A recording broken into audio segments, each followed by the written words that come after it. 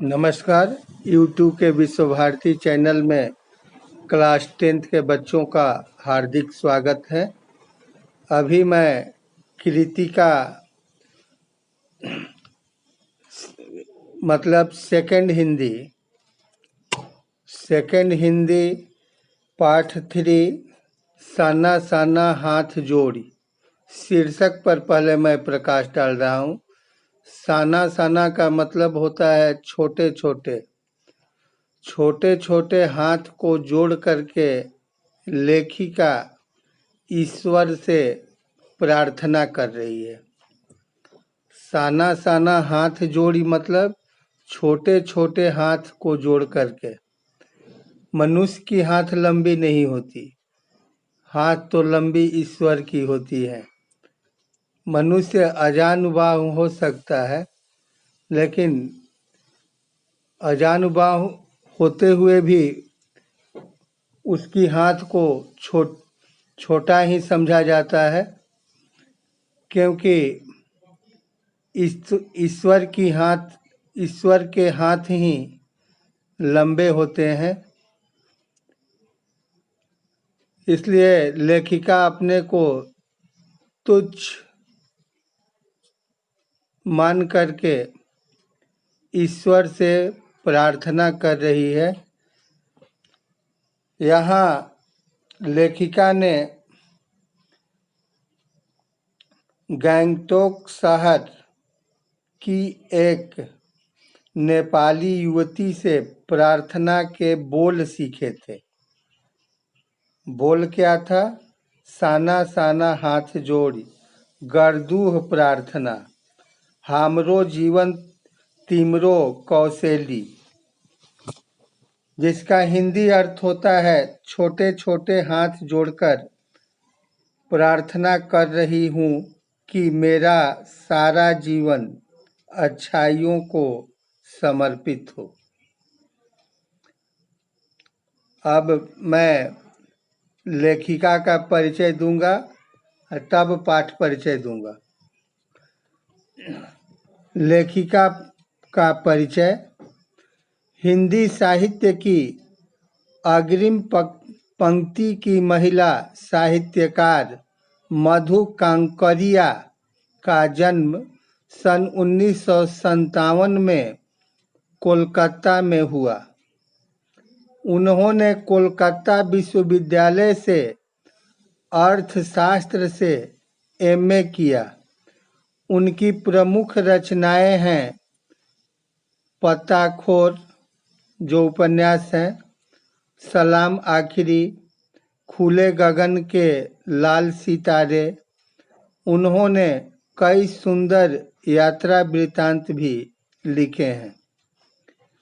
मधु कांकरिया की रचनाओं में विचार और संवेदना की नवीनता मिलती है।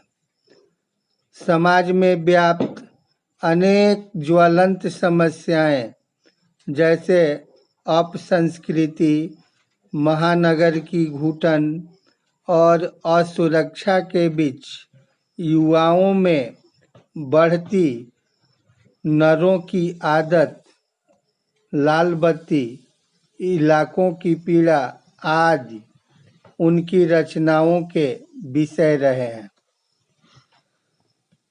पाठ परिचय, जिसमें पूरे पाठ की झलक आंशिक रूप से मिलती हो। प्रस्तुत यात्रा वृत्तांत में लेखिका ने महानगरों की भाव शून्यता, भागम भाग और यंत्रवत जीवन को प्रस्तुत किया। मधु जी ने अपनी यात्राओं के अनुभवों को अपने यात्रा वृत्तांतों में शब्दबद्ध किया है। पाठ में भारत के पूर्वोत्तर राज्य सिक्किम राज्य की राजधानी गंगटोक, जिसको इंग्लिश में गंगटॉक कहा जाता है, गैंगटॉक, और उसके आगे हिमालय की यात्रा का वर्णन है। यात्राओं से मनोरंजन, ज्ञानवर्धन एवं अज्ञात स्थलों की जानकारी के साथ साथ भाषा और संस्कृति का आदान प्रदान भी होता है। इन्हीं यात्राओं के दौरान लेखिका को देश की विभिन्न संस्कृतियों, मनुष्यों और स्थानों को पहचानने और मिलने का अवसर मिला। इन अनुभवों को उन्होंने अपने यात्रा वृत्तांतों में स्थान दिया है। लेखिका हिमालय के सौंदर्य पर मुग्ध ही नहीं होती, वहाँ के निवासियों की मेहनत, अभाव और गरीबी को भी रेखांकित करती हुई यह बताना चाहती है कि हिमालय तक पहुँचने के लिए बनाए जाने वाले रास्तों के निर्माण में लोग अपनी जान गंवा चुके हैं। अतः इस पाठ में पीड़ा और सौंदर्य का अद्भुत मेल है। आगे मैं पाठ पर चला आ रहा हूँ। सना सना हाथ जोड़ पाठ को मैं अपने अनुसार कुछ संक्षिप्त किया हूँ। बुक का लाइन बाय लाइन नहीं मिलेगा, लेकिन पूरी कहानी आपको मिलेगी। ध्यान देंगे। आज मेरा हिंदी का लास्ट क्लास है, इसके बाद हिंदी समाप्त है। हिंदी व्याकरण का क्लास मैं पुनः प्रारंभ करूंगा। लेखिका को गंगटोक, जिसको गैंगटॉक शहर कहते हैं, गैंगटॉक शहर सुबह, शाम और रात हर समय बहुत अच्छा लगता है। लेखिका मतलब मधु कंकरिया को गंगटोक शहर सुबह, शाम और रात, जिसको आप कह सकते हैं अहरनिश,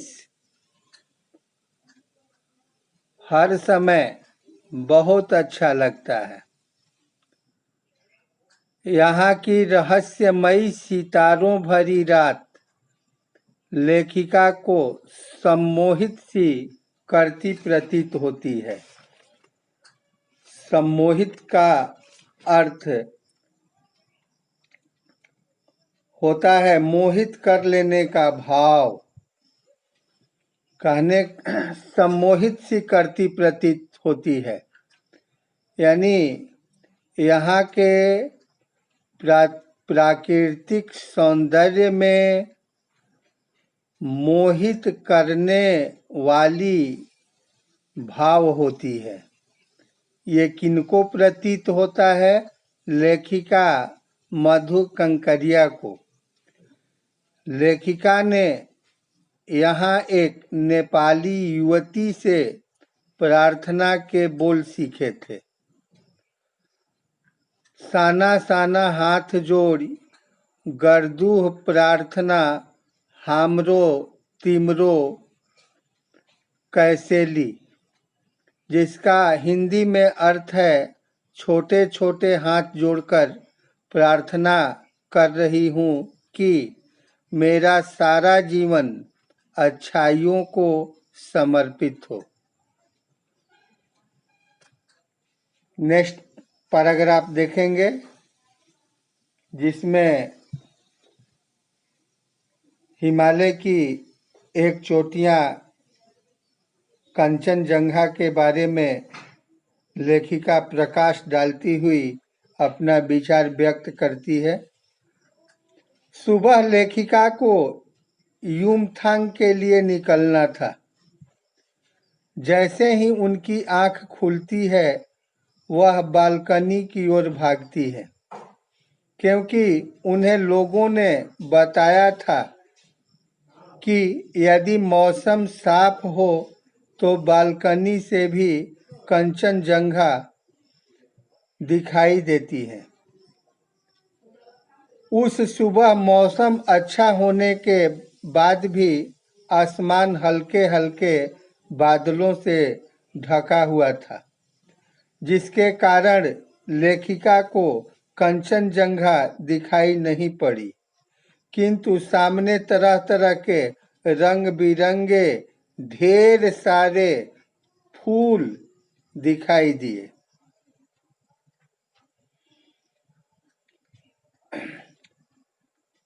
आगे देखें। गैंगटॉक से 149 किलोमीटर की दूरी पर युमथांग था। गैंगटॉक से काफी दूर था, 149 किलोमीटर युमथांग था।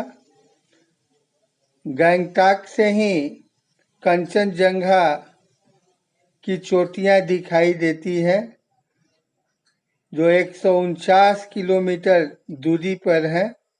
वो लेखिका के साथ चल रहे ड्राइवर कम गाइड जितेन नार्गे उन्हें बताता है कि जितेन कौन थे? लेखिका के जीप के ड्राइवर थे और ड्राइवर के साथ साथ मार्गदर्शक भी थे। उनके लिए रास्ता और जगह सभी पुराने थे, सभी जगहों के बारे में वे जानते थे, जिनका नाम था जितेन नार्गे। यहाँ के सारे रास्तों में हिमालय की गहनतम घाटियां और फूलों से लदी वादियां मिलेगी।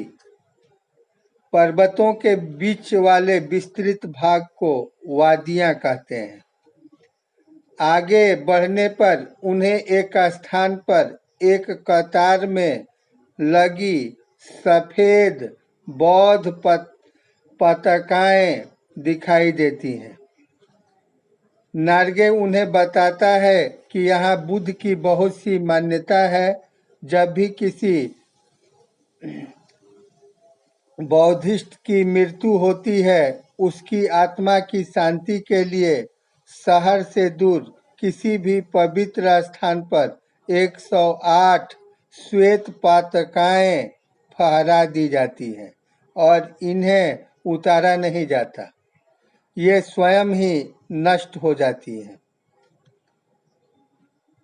बौद्धिस्टों की ऐसी मान्यता है कि जब किसी की मृत्यु होती है तो मृत्यु होने पर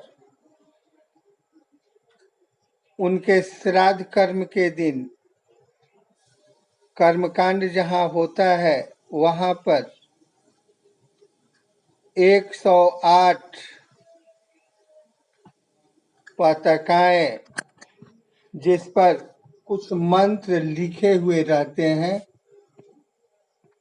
वो कैसे पताकाएं होते हैं? सफेद लगा दिए जाते हैं और वे पताकाएं उतारे नहीं जाते, बल्कि धीरे धीरे अपने नष्ट हो जाते हैं। कई बार कोई नया कार्य आरंभ करने पर भी पताकाएं लगाई जाती है, लेकिन ये पताकाएं सफेद न होकर रंगीन भी होती हैं। पताकाएं दो तरह की होती है, एक सफेद और एक रंगीन। जब मनुष्य शोकाकुल होते हैं, किसी के मृत्यु के अवसर पर, कर्मकांड के अवसर पर जब पताकाएं लगाते हैं तो वे पताकाएं सफेद, और किसी उत्सव के अवसर पर जब पताकाएं लगाई जाती हैं तो वे पताकाएं सफेद न होकर रंगीन होती है। पताका से ही समझ जाया जाता है कि किस तरह का आयोजन है, खुशी का है या शोक का है। कई बार कोई नया कार्य आरंभ करने पर भी पताकाएं लगाई जाती है, लेकिन ये पत्रिकाएं सफेद न होकर रंगीन भी होती है। लेखिका को यहाँ जगह जगह पर दलाई लामा की तस्वीर दिखाई देती है। ये कौन थे? बौद्धिस्ट थे। यहाँ यहाँ तक कि जिस जीप में वह बैठी थी उसमें भी दलाई लामा का चित्र लगा हुआ था। थोड़ा आगे चलने पर कबी लोंग स्टाक स्थान आता है। यह सब पहाड़ी स्थान है, जिसे देखते ही जितेंद्र बताता है कि यहाँ गाइड फिल्म की शूटिंग हुई थी। इसी स्थान पर तिब्बत के चिसखे बसन के लेप्चाओ के कुंजटेक के साथ संधि पत्र पर हस्ताक्षर किए थे। तभी उसकी याद में यहाँ पर एक पत्थर स्मारक के रूप में भी है। लेखिका को एक कुटिया में घूमता हुआ चक्र दिखाई देता है, जिस पर नार्गे उन्हें बताता है कि इसे धर्म चक्र कहा जाता है।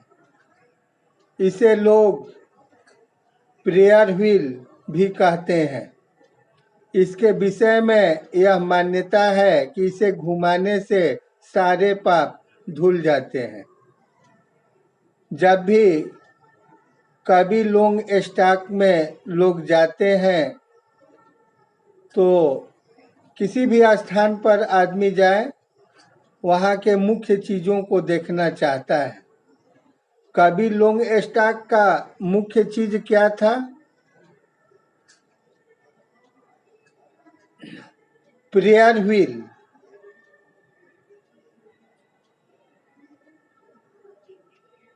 प्रेयर व्हील का जो कुछ भी प्रेयर व्हील के जो कोई व्यक्ति प्रेयर व्हील के पास जाते हैं तो एक बार उन्हें घुमा देते हैं। ऐसी मान्यता है कि प्रेयर व्हील को घुमाने से आदमी जीवन में जितने पाप किए हुए रहते हैं उनके पाप धुल जाते हैं। कुछ और आगे चलने पर बाजार, बस्तियां और लोग पीछे छूटने लगे। कहीं कहीं स्वेटर बुनती नेपाली युवतियां और पीठ पर भारी भरकम कार्टन गत्ते का बक्सा ढोते हुए बौने से बहादुर नेपाली मिल रहे थे।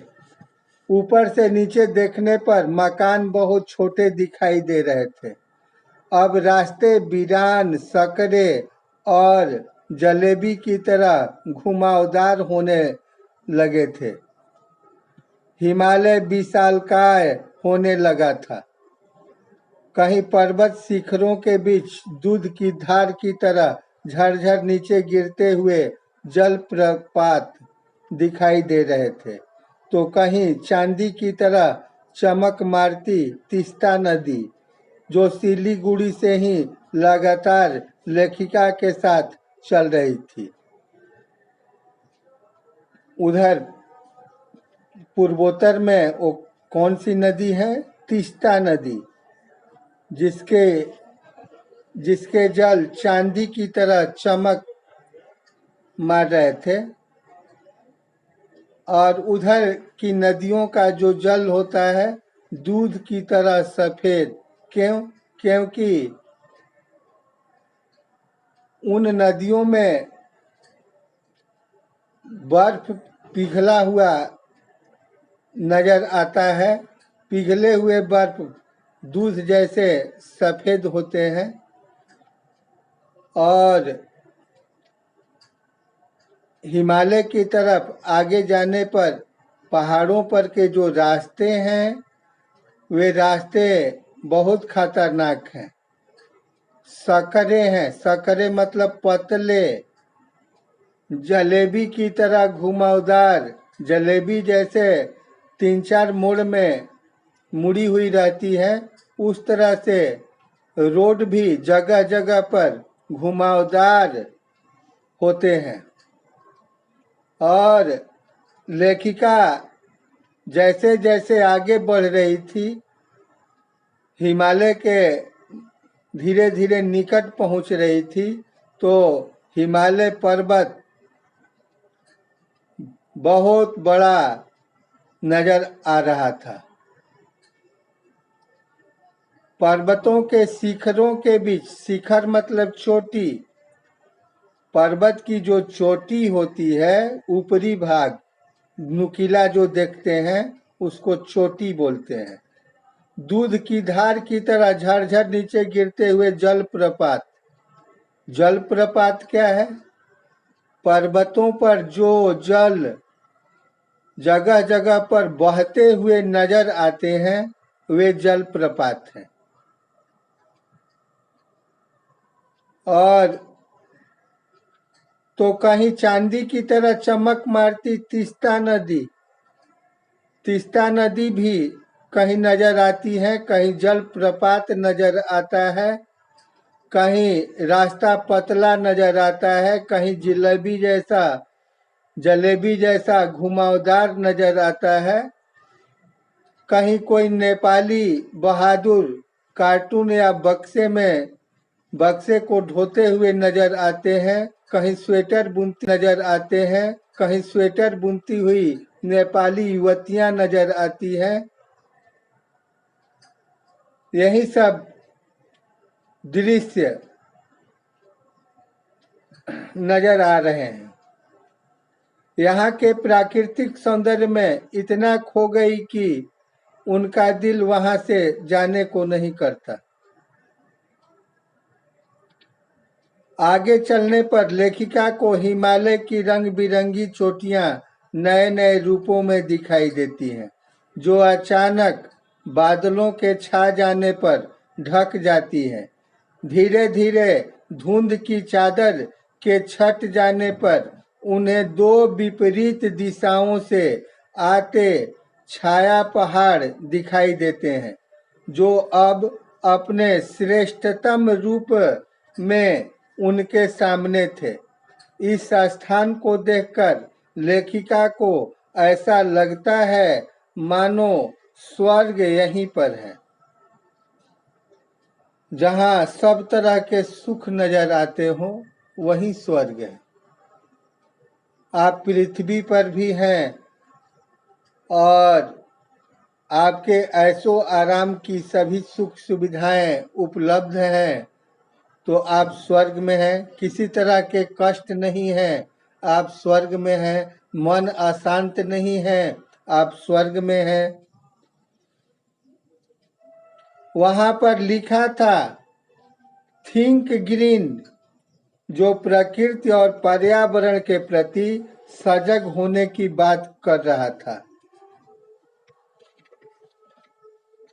लेकिन वहां के प्राकृतिक सौंदर्य से इतना प्रभावित होती है कि कौन होती है? लेखिका।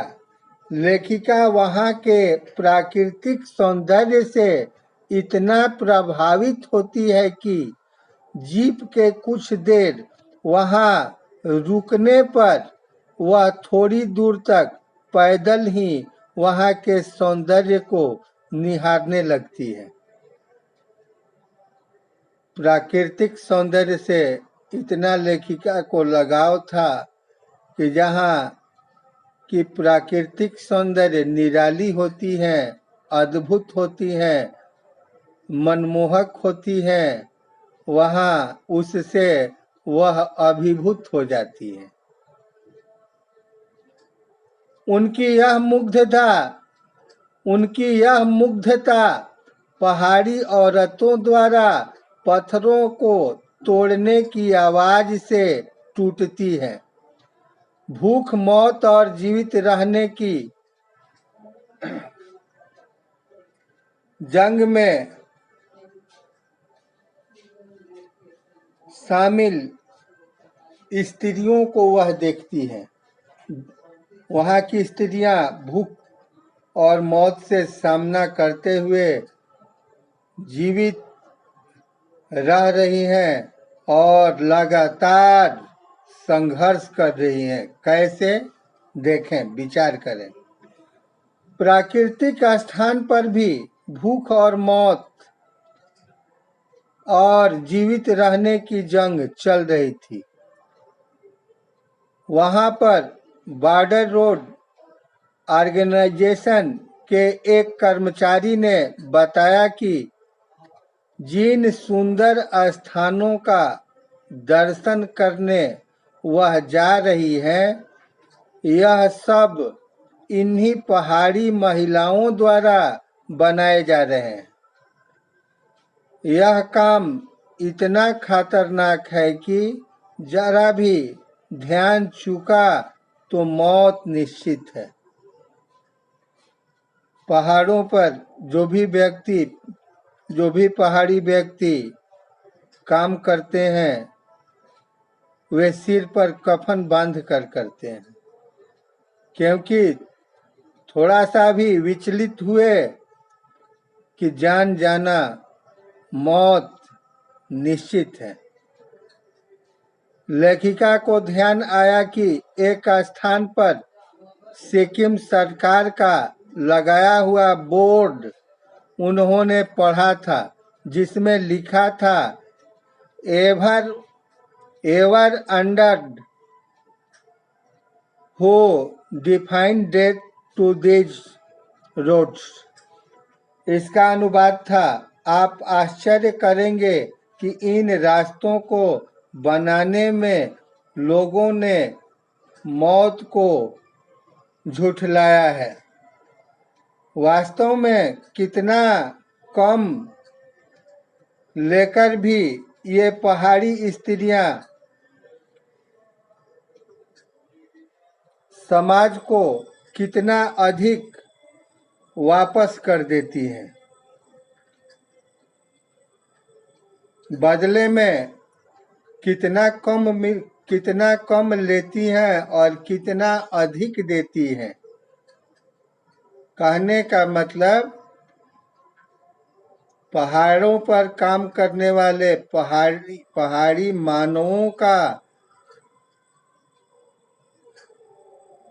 मानवों के द्वारा जो प्राण जोखिम में डालकर कार्य किए जाते हैं, उनको क्या मिलता है? उनको जो कुछ भी मिलता है बहुत कम मिलता है, लेकिन वे देते हैं बहुत ज्यादा, बहुत अधिक। जब जीप और ऊंचाई पर पहुंची तो 7-8 वर्ष की उम्र के बहुत सारे बच्चे स्कूल से लौट रहे थे। जितेन गाइड उन्हें बताता है कि यहाँ तराई में ले देकर एक ही स्कूल है, जहाँ 3-3.5 किलोमीटर की पहाड़ी चढ़कर ये बच्चे स्कूल जाते हैं। पहाड़ी प्रदेश पर रहने वाले लोगों को, इवन बच्चों को भी कितनी कठिनाइयों का सामना करना पड़ता है। 1.5-2-3 किलोमीटर ऊंचाई पर बच्चे रहते हैं और तराई में स्कूल है। रोज उनको वहां आना है और पढ़कर फिर जाना है, और शाम में जब घर पहुंचते हैं तो अपने माँ के काजों में वे बच्चे सहयोग करते हैं, पानी भरते हैं और जंगल से लकड़ियों के भारी भारी गट्ठर ढोते हैं। युमथांग पहुंचने के लिए लायुंग में जिस मकान में लेखिका और उनके सहयात्री ठहरे थे, वह तीस्ता नदी के किनारे लकड़ी का एक छोटा सा घर था। वहां का वातावरण देखकर उन्हें लगा कि प्रकृति ने मनुष्य को सुख शांति, पेड़ पौधे, पशु सभी कुछ दिए हैं, किंतु हमारी पीढ़ी ने प्रकृति की इस लय, ताल और गति से खिलवाड़ करके अक्षम्य अपराध किया है। लायुंग की तरह बेहद शांत और सुरम्य थी। वहां के अधिकतर लोगों की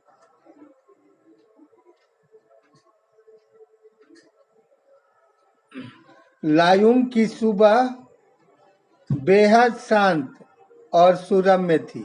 लायुंग जगह है जहाँ की सुबह बेहद शांत और सुरम्य थी। वहाँ के अधिकतर लोगों की जीविका का साधन पहाड़ी आलू, धान की खेती और दारू का व्यापार है। लेखिका सुबह अकेले ही पहाड़ों की बर्फ देखने निकल जाती है, परंतु वहाँ जरा भी बर्फ नहीं थी। लायुंग में एक सिक्किमी नवयुवक उन्हें बताता है कि प्रदूषण के चलते यहाँ बर्फबारी स्नोफॉल लगातार कम होता जा रही है। बर्फबारी देखने के लिए लेखिका अपने सहयात्रियों के संग लायुंग से 500 फीट की ऊंचाई पर स्थित कटाओ नामक स्थान पर जाती है। कटाओ कहाँ है? लायुंग में ही 500 फीट ऊपर जाने पर एक स्थान है जिसका नाम है कटाओ। ये कहाँ पर है? लायुंग में है। इसे भारत का स्विट्जरलैंड कहा जाता है। कटाओ जाने का मार्ग बहुत दुर्गम था। सभी सैलानियों की सांसें रुकी जा रही थी। सभी सैलानियों की सांसें रुकी जा रही थी। ये सैलानी मतलब सैर के लिए निकले यात्री जितने थे, जो लेखिका के साथ निकले थे, उनकी सांसें रुक रही थी क्योंकि ऊपर में हवा बहुत कम मिलती है, ऑक्सीजन का भी अभाव होता है।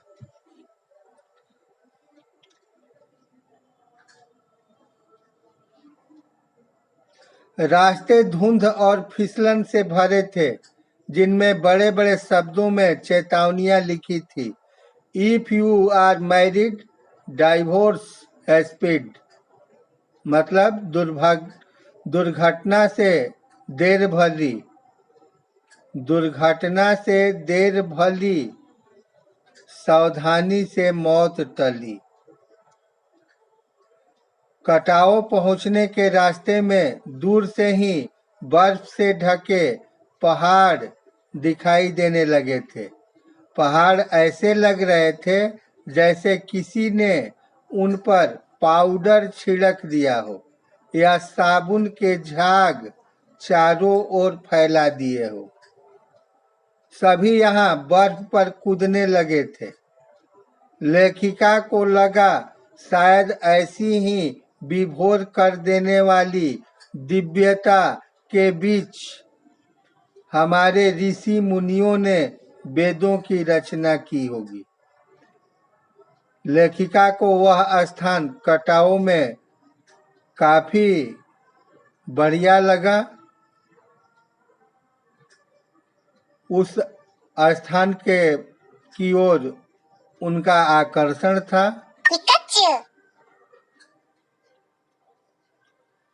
और जीवन के गहन सत्यों को खोजा होगा।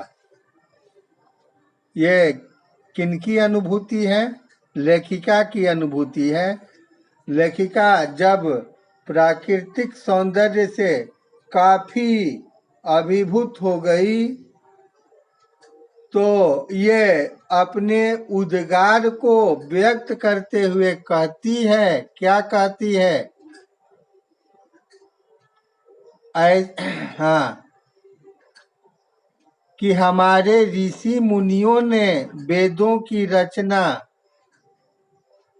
ऐसे ही जगह पर, ऐसे ही स्थानों पर की होंगी और जीवन के गहन सत्यों को खोजा होगा। लेखिका की मित्र मणि, लेखिका के एक मित्र का नाम मणि है, का नाम मणि है, एकाएक दार्शनिकों की तरह कहने लगी, ये हिम शिखर जल स्तंभ है पूरे एशिया के। देखो प्रकृति भी किस नायाब ढंग से इंतजाम करती है। सर्दियों में बर्फ के रूप में जल संग्रह कर लेती है और गर्मियों में पानी के लिए जब त्राई त्राई मचती है तो ये ही बर्फ शिलाएं पिघल पिघल कर जलधारा बनकर हमारे सूखे कंठों को तरावट पहुंचाती है। कितनी अद्भुत व्यवस्था है जल संचय की।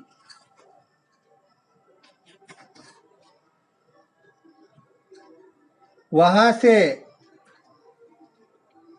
आगे बढ़ने पर उन्हें मार्ग में इक्की दुक्की फौजी छावनियां दिखाई देती है। वहां से थोड़ी ही दूरी पर चीन की सीमा थी। जब लेखिका ने एक फौजी से पूछा कि इतनी कड़कड़ाती ठंड में, हाँ ठंड 15 सेल्सियस था। तापमान कितना डिग्री सेल्सियस था? तापमान 15 डिग्री सेल्सियस था। आप लोगों को बहुत तकलीफ होती होगी। तो उसने उत्तर दिया, आप चैन की नींद सो सकें इसलिए तो हम यहाँ पहरा दे रहे हैं।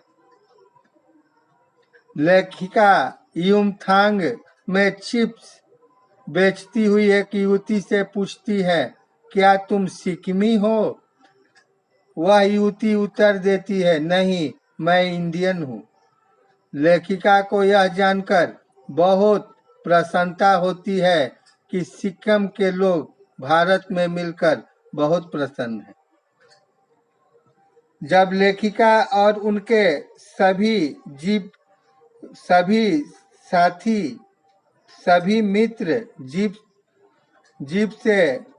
जीप में बैठ रहे थे तो जितेन उन्हें जानकारी देता है कि यहाँ पर एक पत्थर है जिस पर गुरु नानक के पैरों के निशान हैं।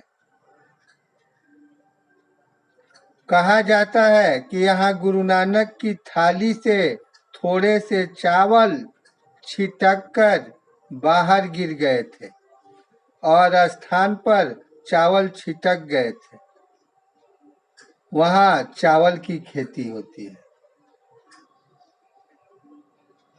जितेन उन्हें बताता है कि 3-4 किलोमीटर और आगे जाने पर खेदुम नामक एक स्थान पर देवी देवताओं का निवास है।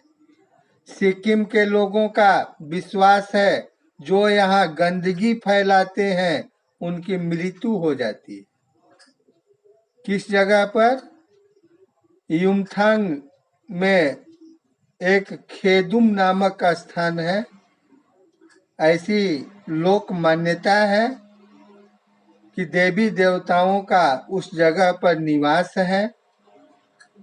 सिक्किम के लोगों का विश्वास है जो लोग गंदगी फैलाते हैं उसकी मृत्यु हो जाती है। लेखिका के पूछने पर कि क्या तुम लोग पहाड़ों पर गंदगी नहीं फैलाते तो वह उत्तर देता है, नहीं मैडम, हम लोग पहाड़, नदी, झरने इन सब की पूजा करते हैं। जब सिक्किम भारत में मिला तो उसके कई वर्षों बाद भारतीय सेना के कप्तान शेखर दत्ता के दिमाग में यह विचार आया कि घाटियों के बीच रास्ते निकालकर इन स्थानों को टूरिस्ट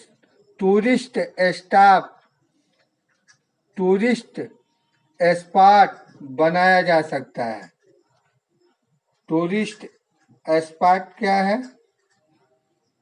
जहाँ पर टूरिस्ट आकर के भ्रमण करते हैं, घूमते फिरते हैं, ठहरते हैं। तो टूरिस्ट स्पॉट बनाया जा सकता है। ऐसा किसने कहा? कप्तान शेखर दत्ता। ये कौन थे? भारतीय सेना के कप्तान थे। उनके दिमाग में ये बात आई कि यहाँ तो सैनिक बराबर रहते हैं, बेकार रहते हैं, इन लोगों के द्वारा कुछ ऐसा काम किया जाए कि घाटियों के बीच जो खाली भूभाग हैं उन भूभागों में टूरिस्ट स्पॉट बनाया जा सकता है। आज भी यहाँ रास्ते बनाए जा रहे हैं। लेखिका सोचती है कि नए नए स्थानों की खोज अभी भी जारी है और शायद मनुष्य कभी न समाप्त होने वाली खोज का नाम सौंदर्य है। सौंदर्य क्या है? तो वह खोज जो कभी समाप्त होने वाली न हो, उस अद्भुत खोज का नाम ही सौंदर्य है। धन्यवाद।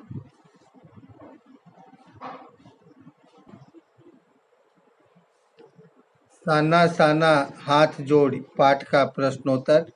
पहला प्रश्न है, झिलमिलाते सितारों की रोशनी में नहाया गंगटोक लेखिका को किस तरह सम्मोहित कर रहा था? आंसर इस प्रकार है,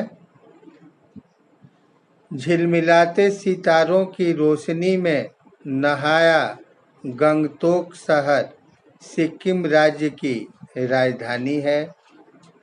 इसकी सुंदरता सुबह शाम और रात को देखते ही बनती थी। वहाँ रात्रि के समय आसमान ऐसा प्रतीत हो रहा था मानो सारे तारे बिखरकर नीचे टिमटिमा रहे हो। दूर ढलान लेती तराई पर सितारों के गुच्छे रोशनी की झालर बना रहे थे। इस सुंदरता ने लेखिका पर ऐसा जादू कर दिया मानो सब कुछ ठहरा हुआ सा अर्थहीन, प्राणहीन लग रहा था। उसके भीतर बाहर जैसे एक शून्य सा व्याप्त हो गया था। उसे गंगटोक शहर में सब कुछ सुंदर लग रहा था और इस सुंदरता में वह पूरी तरह खो गई थी। दूसरा प्रश्न है, गंगटोक को मेहनतकश बादशाहों का शहर क्यों कहा गया? मेहनतकश का अर्थ है कड़ी मेहनत करने वाले। दूसरा प्रश्न का आंसर है, ध्यान देंगे, मेहनतकश का अर्थ कड़ी मेहनत करने वाले। बादशाह का अर्थ है मन की मर्जी के मालिक। जो मन की मर्जी के मालिक हैं, के मुताबिक चलते हैं, उनको ही बादशाह बोलते हैं। गंगटोक एक पर्वतीय स्थल है। पर्वतीय क्षेत्र होने के नाते यहाँ स्थितियाँ बड़ी कठिन हैं। अपनी ज़रूरतें पूरी करने के लिए लोगों को कड़ी मेहनत करनी पड़ती है। यहाँ के लोग इस मेहनत से घबराते नहीं और ऐसी कठिनाइयों के बीच भी मस्त रहते हैं। इसलिए गंगटोक को मेहनतकश बादशाहों का शहर कहा गया है। प्रश्न तीसरा, कभी श्वेत तो कभी रंगीन पताकाओं का फहरना किन किन अवसरों की ओर संकेत करता है? आंसर इस प्रकार है, श्वेत पताकाएं किसी बुद्धिस्ट की मृत्यु पर फहराई जाती है। किसी बुद्धिस्ट की मृत्यु हो जाए तो उसकी आत्मा की शांति के लिए नगर से बाहर किसी वीरान स्थान पर मंत्र लिखी 108 पताकाएं फहराई जाती हैं, जिन्हें उतारा नहीं जाता। वे धीरे धीरे अपने आप नष्ट हो जाती हैं। किसी शुभ कार्य को आरंभ करने पर रंगीन पताकाएं फहराई जाती है। चौथा प्रश्न, जितेन नार्गे लेखिका को सिक्किम की प्रकृति, वहाँ की भौगोलिक स्थिति एवं जनजीवन के बारे में क्या महत्वपूर्ण जानकारियाँ दी? लिखें। उत्तर इस प्रकार है चौथा प्रश्न का। जितेन नार्गे नाम है, जितेन नार्गे किसी व्यक्ति का। जितेन नार्गे उस जीप का ड्राइवर था जिसके द्वारा लेखिका सिक्किम की यात्रा कर रही थी, परंतु वह ड्राइवर की अपेक्षा गाइड की भूमिका अधिक निभा रहा था।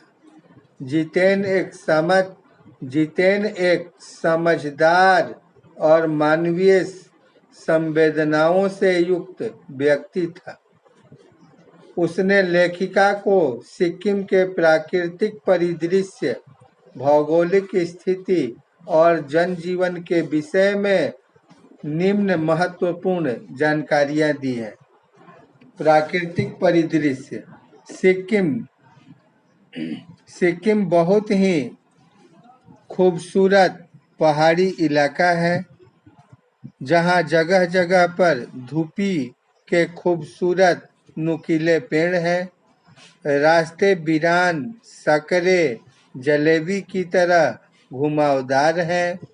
थोड़ी थोड़ी दूरी पर झरने बहते हैं।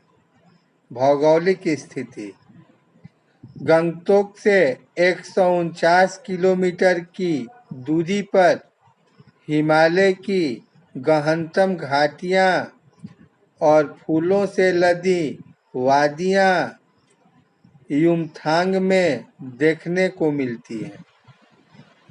सिक्किम प्रदेश चीन की सीमा से सटा है। पहले यह स्वतंत्र रजवाड़ा था, परंतु अब यह भारत का एक अंग है। लोगों का जनजीवन, सिक्किम के अधिकतर लोग बौद्ध धर्म को मानते हैं। यहाँ के लोग बड़े मेहनती हैं, इसलिए गंगटोक को मेहनतकश बादशाहों का नगर कहा जाता है। यहाँ की स्त्रियां भी कठोर परिश्रम करती हैं। वे स्वेटर बुनती हैं, घर संभालती हैं, खेती करती हैं और पत्थर तोड़ तोड़कर सड़कें बनाती हैं। वे चाय की पत्तियां चुनने बाग में जाती हैं। यहाँ की स्त्रियां चटक रंग के कपड़े पहनना पसंद करती हैं और उनका परंपरागत परिधान बोकू है। बच्चे पढ़ने के लिए 3-4 किलोमीटर पहाड़ी चढ़कर स्कूल जाते हैं। शाम को वे अपनी माताओं के साथ काम करते हैं। उनका जीवन बहुत श्रम साध्य है। 7वां प्रश्न को देखेंगे। प्रत्येक प्रश्न को मैं नहीं प्रकाशित कर रहा हूँ। जो इम्पोर्टेंट प्रश्न है, जैसे इसमें से 6-7 प्रश्नों पर ही केवल मैं प्रकाश डाल रहा हूँ। प्रश्न संख्या, ये प्रश्न नंबर है 7। प्रश्न है, इस यात्रा वृत्तांत में लेखिका ने हिमालय के जिन जिन रूपों का चित्र खींचा है उन्हें अपने शब्दों में लिखें। आंसर इस प्रकार है 7वां प्रश्न का। इस यात्रा वृत्तांत में लेखिका ने हिमालय के पल पल परिवर्तित होते रूप को देखा। ज्यों-ज्यों ऊंचाई पर चढ़ते जाएं, हिमालय विशाल से विशालतर होता चला जाता है। छोटी छोटी पहाड़ियां विशाल पर्वतों में बदलने लगती हैं। घाटियां गहराती गहराती पाताल नापने लगती हैं। वादियां चौड़े होने लगती हैं। वादियां मैंने बताया था, पर्वतों के बीच का विस्तृत भाग जहां जल धाराएं बहती हैं। उसको क्या बोलते हैं? वादियाँ। वादियाँ चौड़ी होने लगती हैं, जिनके बीच रंग बिरंगे फूल मुस्कराते हुए नजर आते हैं। चारों ओर प्राकृतिक सुषमा बिखरी नजर आती हैं। जलप्रपात अत्यंत ऊंचाई से पत्थरों के बीच वेग से जलधारा बनकर नीचे गिरते हुए मनमोहक प्रतीत होते हैं। हिमालय कहीं चटक हरे रंग का कालीन ओढ़े तो कहीं हल्का पीलापन लिए हुए प्रतीत होता है। कहीं प्लास्टर उखड़ी दीवार की तरह पथरीला नजर आता है। प्रश्न 9 पर ध्यान देंगे। प्रश्न है, प्राकृतिक सौंदर्य के अलौकिक आनंद में डूबी लेखिका को कौन कौन से दृश्य झकझोर गए? आंसर इस प्रकार है। प्राकृतिक सौंदर्य के अलौकिक आनंद में डूबी लेखिका को सड़क बनाने के लिए पत्थर तोड़ती सुंदर कोमलांगी पहाड़ी औरतों का दृश्य झकझोर गया। उसने देखा कि उस अद्वितीय सौंदर्य से निरपेक्ष कुछ पहाड़ी औरतें पत्थरों पर बैठी पत्थर तोड़ रही थी। उनके हाथों में कुदाल और हथौड़े थे और कईयों के पीठ पर डोको क्या होता है? बड़ी टोकरी में पीठ पर बच्चों को लिए हुए रहती हैं और काम करती हैं। कईयों के पीठ पर डोको में उनके बच्चे भी बंधे थे। यह विचार उनके मन को बार बार झकझोर रहा था कि नदी, फूलों, वादियों और झरनों के ऐसे स्वर्गिक सौंदर्य के बीच भूख, मौत, दैन्य और जिजीविषा के बीच जंग जारी है। प्रश्न 12। आज की पीढ़ी प्रकृति के साथ किस तरह का खिलवाड़ आज की पीढ़ी द्वारा प्रकृति के साथ किस तरह का खिलवाड़ किया जा रहा है? इसे रोकने में आपकी क्या भूमिका होनी चाहिए? उत्तर इस प्रकार है। आज की पीढ़ी स्वार्थपरक हो गई है। वह प्रकृति के साथ अनेक प्रकार से खिलवाड़ कर रही है। मनुष्य अपने लाभ के लिए वृक्षों की अंधाधुंध कटाई कर रहा है, जिससे वन समाप्त हो रहे हैं। वनों की समाप्ति के कारण जीव जंतु भी समाप्त हो रहे हैं। कुछ पशु पक्षियों की प्रजातियां तो विलुप्त हो चुकी है। मनुष्य द्वारा नदियों के जल को दूषित करने एवं पानी का गलत प्रयोग करने से कई स्थानों पर पानी की कमी तथा जल जीवों की संख्या में ह्रास हो रहा है। दिनों दिन पेयजल संकट भी गहराता जा रहा है। मनुष्य पहाड़ों को पर्यटन स्थल बनाकर वहां पर प्रदूषण फैला रहे हैं, जिससे प्राकृतिक प्रक्रियाएं जैसे बर्फ का गिरना कम होता जा रहा है। अब इस पाठ का साना साना हाथ जोड़ पाठ का सारांश देखें। सारांश पर विशेष ध्यान देंगे। साना साना हाथ जोड़ पाठ का सारांश। साना साना हाथ जोड़ एक यात्रा वृत्तांत है। इसमें लेखिका मधु कांकरिया ने सिक्किम की राजधानी गंगटोक तथा उसके आगे हिमालय की यात्रा का बड़े रोचक ढंग से वर्णन किया है।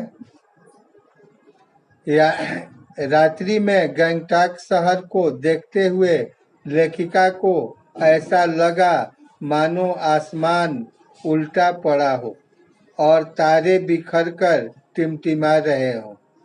सुबह युमथांग के लिए निकलना था, पर आंख खुलते ही लेखिका बालकनी की तरफ भागी।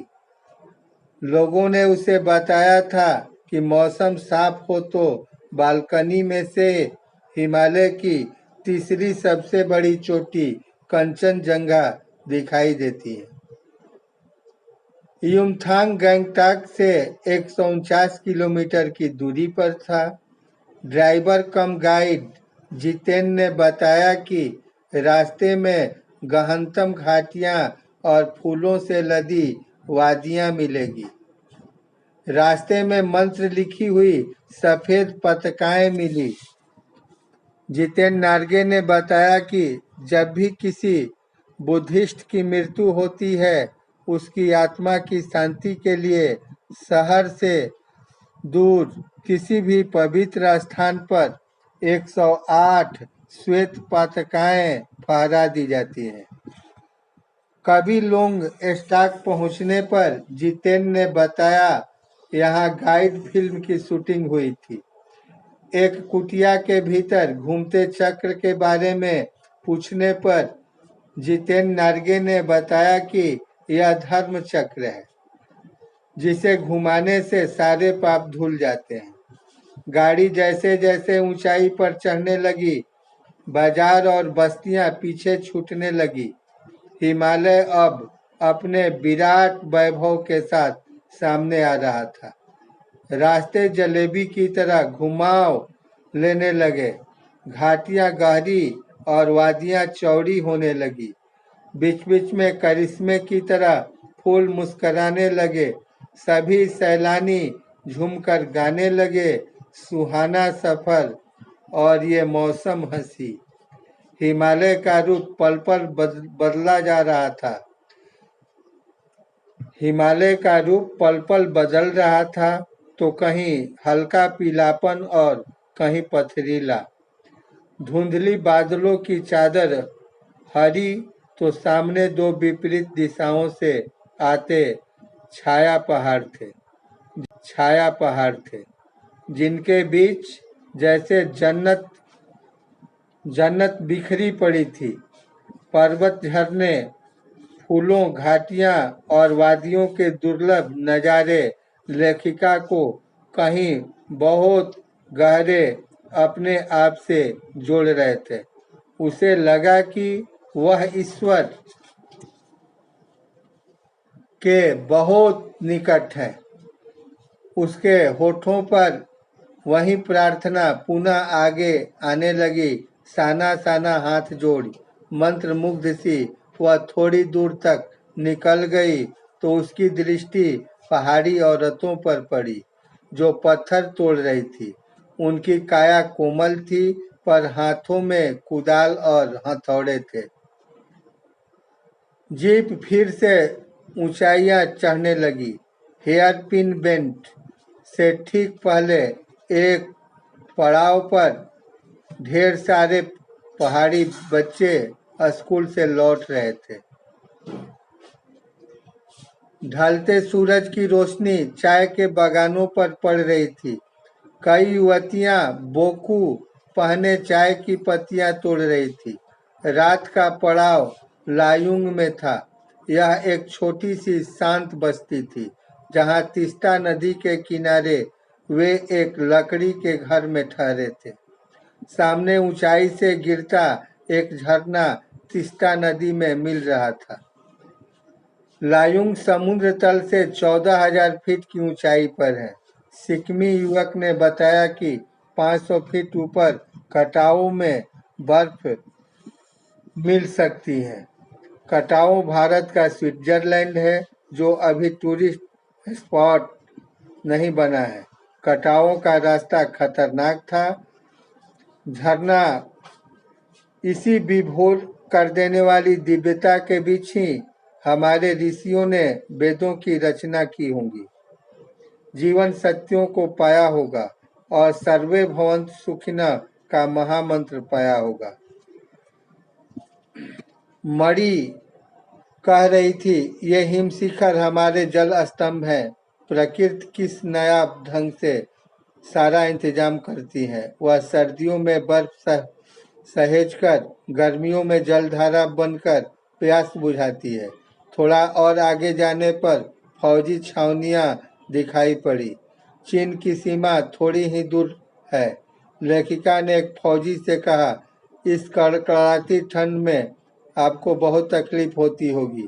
फौजी ने एक उदास सी हंसी हंसकर कहा, आप चैन की नींद सो सकें इसलिए हम यहाँ पहरा दे रहे हैं।